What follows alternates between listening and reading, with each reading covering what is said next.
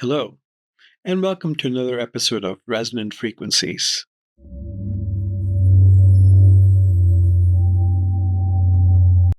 a place where we explore all things anomalous. I'm your host, Nand, and tonight's episode starts the discussion of clairvoyance. The word itself, clairvoyance, suggests that we have clear sight, but I'm going to do a little bit more in depth focus on the term and what it can do for us. Clairvoyance is the ability to see something that is not in front of you. There are other vehicles of clairvoyance, and we'll talk about those in subsequent episodes. Some of the terms that reflect the word clairvoyance might be precognition, intuition, and, of course, gut feel. And in some episodes, we'll bring those terms back in so we can connect the pieces and the dots. Now, clairvoyance comes again in three different fashions or forms, clairvoyance being one of them. And I'm going to use this word as a general term. There is also something called clairaudient. And the third term I want to bring in tonight's episode is clairsentient.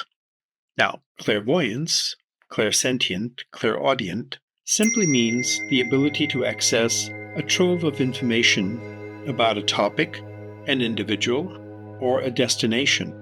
There are other features connected with clairvoyance, such as remote viewing, which will be an episode by itself. Now, let me stop here and take a moment. If you like this episode and like what you're hearing, please take a moment and hit the like button, hit the bell, and subscribe to this station. And we will give you more topics in a very simple fashion so that the everyday mind can begin to understand it. Now, clairvoyance, again, is the ability to look into a space that might be of tomorrow or the future, might be of yesterday or the past, and might be something more than just the past, which I will call prior lifetime. It can also be sideways, in other words, at an angle, going away from tomorrow or yesterday, and this could be put under the banner of remote viewing or something occurring concurrently at a distance. To access clairvoyance, there are various ways to get that information, but let's simply just say that the information is kept in a file or a dossier or a container, and then the clairvoyant will determine how to access it, how to understand it, how to interpret it, and then how to present it. And there are various protocols, again, that each clairvoyant might have that might be different, but the end result should all be the same.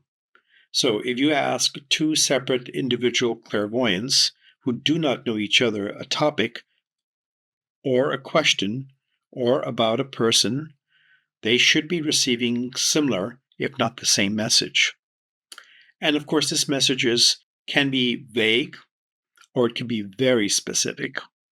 We here at Creative Life Sciences have developed protocols that present the information as accurately as we understand it to be. So let's compare that.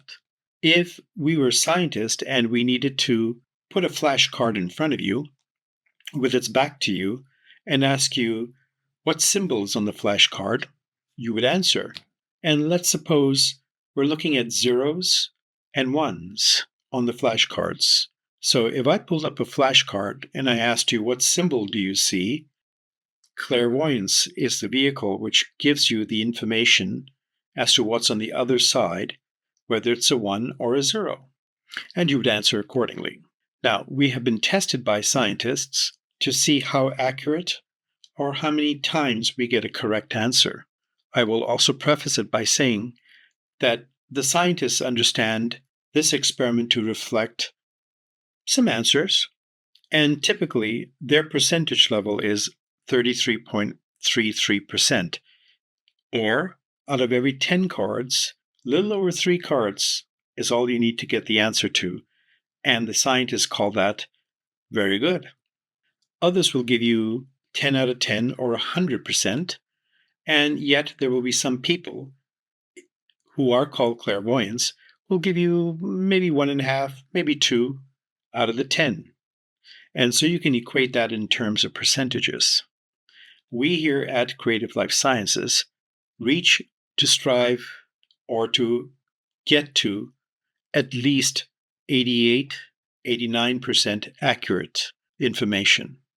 And we've tested students that we've taken to our classes through this process. And when they're done with a protocol of understanding, they come up with that information. So that is clairvoyance.